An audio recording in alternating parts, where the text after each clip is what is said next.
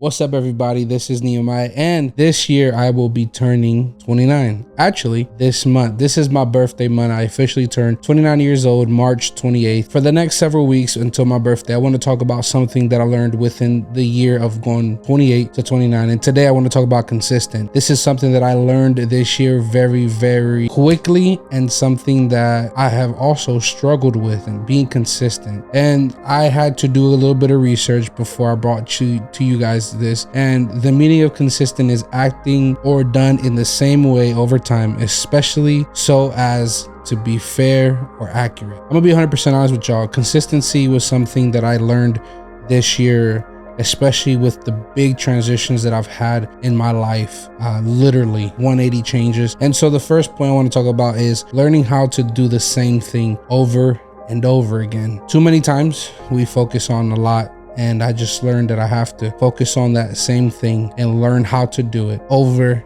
and over again. Whether it was me being a dad, whether it was me being a husband, just learning to do the same thing over and over again. Not getting tired of it, but learning something new while doing it over and over again. Something I wrote down here was not letting consistency feel like complacency, because complacency can make you lazy. Knowing the difference between being consistent and being complacent. Being consistent was something that I have to strive for every day, and also strive to not be complacent where I'm at. If I learned it, doesn't mean I necessarily mastered it. Just because I was learning it doesn't mean, okay, I can move on to the next thing. It was literally completely being fully drenched in being consistent while doing it, and not being complacent, because complacence will bring this big word, lazy. It'll bring laziness to you because, well, I've already done it over and over and over again. I'm pretty sure I'm good at it. So, okay, cool. Next thing you know it, you become, there comes lack because you're becoming lazy in doing it.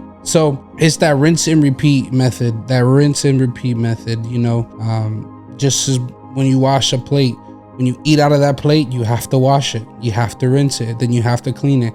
Then you have to put it in the cupboard. Next thing you know it, when you need to eat again, you bring it back out. It's literally doing the same thing over and over again completely. You're not going to use the same plate for the next 4 days and keep it dirty. You're going to literally clean it. So it's literally cleaning up every single day. Every time I do something, being consistent at it is literally rinsing and repeating, cleaning it, doing it again, seeing the dirt marks, the dirty spots, the things that I can clean, so that the next time I do it, maybe the plate won't be as dirty, because, well, I don't need to use the entire plate. I just need to use a portion of the plate. So another last thing is focusing on the one hand method. Now, I don't know if this method actually really does exist. This is just something that, as I was thinking here, I wanted to talk about, which is the one hand method, which is focusing on the thing that you can control in one hand and being okay with that. Being okay with what I can only control with one hand. Being a dad, being a husband, a content creator, a podcaster, a creative in the church. Literally focusing on the things that I can only focus on one hand. I've noticed that if I juggle too many things, then the lack of consistency will happen with something else. Well, if I focus too much on being a dad so much that I forget that I have to be a husband still. I forget that I still have to tend to the need of my wife. And sometimes I focus so much on being a husband that I forget that I have a little girl that I have to literally father, that I have to teach, that I have to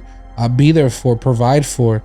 And sometimes I don't juggle with it all the time the right way. So what I've learned is to only juggle the things I can juggle with in one hand. Giving literally everything, which is, like I said, being a dad, being a husband, being a content creator for the church, focusing on the podcast, doing little content for me here and there, focusing on those things and becoming not perfect, but being consistent in doing it. When you focus in way too much on one thing, all the other things become weak. So one thing that I learned this year was being consistent, controlling what I can only control, but literally striving every single day to become a little bit better at my consistency. I wanted to learn how to be consistent at doing that one thing. And it's been hard, but I've seen the reward. I have seen the fruits of the labor when I am focusing on the things I need to focus on. And today I want to challenge you, if you've made it this far, to focus on the only things that you can focus on. Focus on that thing that you can focus on in that hand.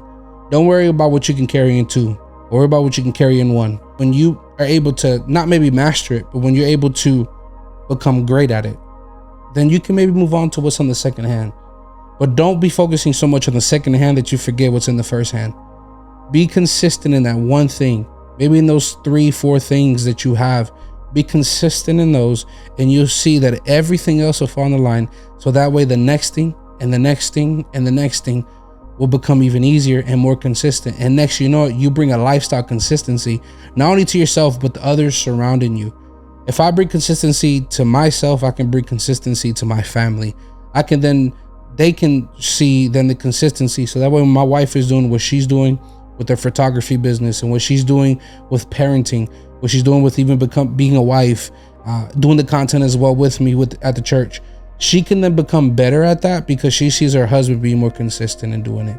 So I don't know if this helped you, and if it did, leave a like. Thank y'all for watching, and I hope this helped you. Be consistent. This is one of many things that I learned from 28 going into 29 years old. I hope this helped you.